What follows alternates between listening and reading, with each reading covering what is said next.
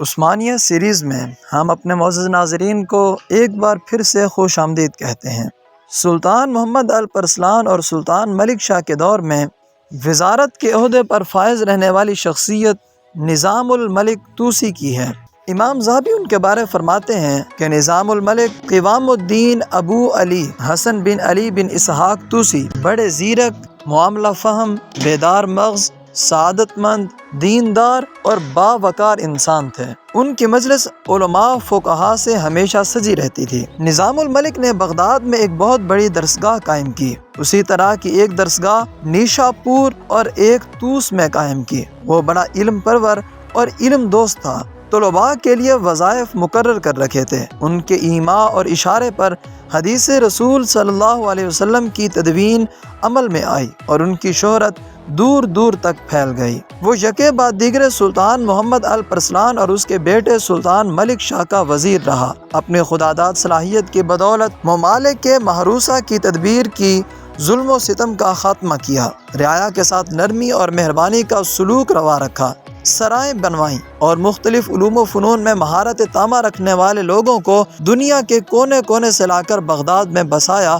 اور ان سے استفادہ کیا۔ نظام الملک کے اشارے پر سلطان ملک شاہ نے با اخلاق، دیندار اور حوصلہ مند سپہ سالاروں اور امیروں کا انتخاب کیا۔ آنے والے دنوں نے اس بات کی تصدیق کر دی کہ نظام الملک کا مشورہ درست تھا۔ واقعی یہ لوگ ان بڑے بڑے منصبوں کے اہل تھے۔ جن قائدین کا انتخاب عمل میں آیا، ان میں سے ایک عظیم نام آق سنکر کا ہے، جو نور الدین محمود کے جد امجد تھے، جو حلب، دیار بکر اور جزیرہ کے فرما روا رہے۔ علامہ ابن کثیر ان کے متعلق لکھتے ہیں کہ وہ سیرت و کردار اور جود و سخا میں تمام فرما رواؤں سے بڑھ کر تھے۔ آپ کے والد یعنی عماد الدین زنگی نے صلیبیوں کے خلاف جہاد فی سبیل اللہ کی ابتدا کی، پھر اس کام کو نور الدین محمود نے آگے بڑھایا۔ یہی وہ خاندان ہے جس نے صلاح الدین ایوبی، ظاہر بیبرس اور قلاوون کے ذریعے صلیبیوں کے مقابلے میں فتوحات کی بنیاد رکھی اور دنیائے اسلام میں وحدت اور یکجہتی کے عہد کی ابتدا کی۔ آق سنگر برسقی سلطان محمود سلجوقی کے بہترین قائدین میں سے تھے۔ آق موصل کا امیر بھی تھا۔ اس نے صلیبیوں کے خلاف جہاد شروع کیا اور 520 ہجری میں بازنطینیوں کے ہاتھوں اس وقت شہید ہوئے جب موصل کی جامع مسجد میں نماز پڑھ رہے تھے۔ ابن اسیر ان کے متعلق لکھتے ہیں کہ آپ ایک ترکی غلام تھے اور اعلیٰ اوصاف کے حامل تھے۔ اہل علم اور صالحین کو بہت پسند کرتے تھے۔ عدل و انصاف ان کے مزاج کا حصہ تھا اور ہر فیصلے میں عدل و انصاف کا پورا خیال رکھتے تھے۔ آپ بہترین فرما روا تھے، نمازوں کو ان کے اوقات پر پوری پابندی سے ادا کرتے تھے اور رات کے وقت تہجد کی نماز بھی پڑھتے تھے۔ مورخ ابو شامہ سلجوقی تاریخ بالخصوص نظام الملک کے زمانے کے واقعات کے بارے بات کرتا ہے اور لکھتا ہے کہ جب وہ سلجوقی سلطنت کا فرما روا بنا تو گزرے ہوئے زمانے کا رعب و دبدبہ واپس لوٹ آیا، بالخصوص نظام الملک کے دور میں، جنہوں نے اس مملکت کی عزت بحال کی، اس کے رعب و دبدبہ کو بہتر حالات کی طرف واپس لائے۔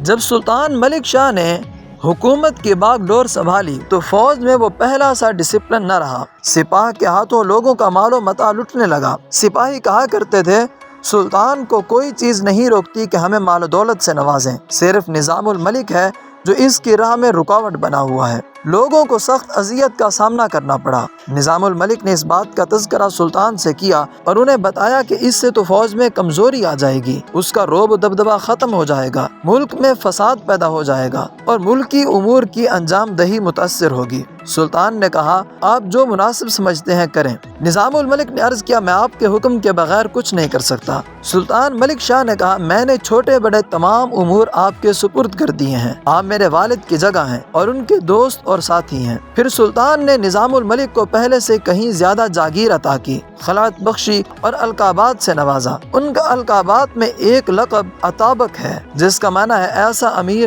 جو باپ کی جگہ ہو۔ نظام الملک کی قابلیت، شجاعت اور حسن اخلاق کی بدولت کچھ ایسے واقعات رونما ہوئے جن سے لوگوں کے سینوں میں ٹھنڈک پڑ گئی۔ اس طرح کا ایک واقعہ کچھ اس طرح بیان کیا جاتا ہے کہ ایک بوڑھی عورت نے آپ سے کسی معاملے میں امداد طلب کی۔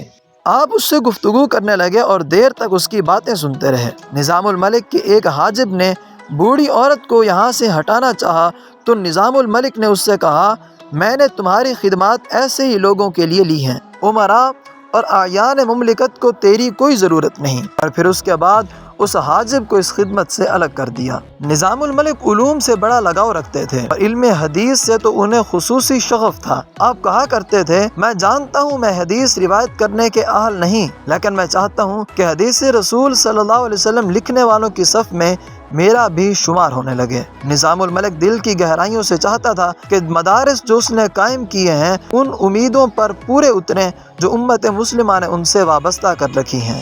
جب ابو الحسن محمد بن علی واسطی شافعی فقیہ نے ان کو چند اشعار بھیجے جن میں نظام الملک سے درخواست کی تھی کہ وہ ان فتنوں کو ختم کرنے میں مدد دیں جو حنبلیوں اور اشاعرہ کے درمیان واقع ہوئے ہیں، تو نظام الملک نے فوری کارروائی کی اور اس ابھرتے ہوئے فتنے کو ہمیشہ کے لیے ختم کر دیا۔ امید ہے کہ آپ کو ہماری یہ سیریز بہت پسند آ رہی ہوگی۔ اگر آپ کو ہماری یہ ویڈیوز اچھی لگ رہی ہیں تو چینل کو سبسکرائب کیجئے اور بیل آئیکن کو پریس کیجئے تاکہ ہر نئی آنے والی ویڈیو آپ تک جلد از جلد پہنچتی رہے۔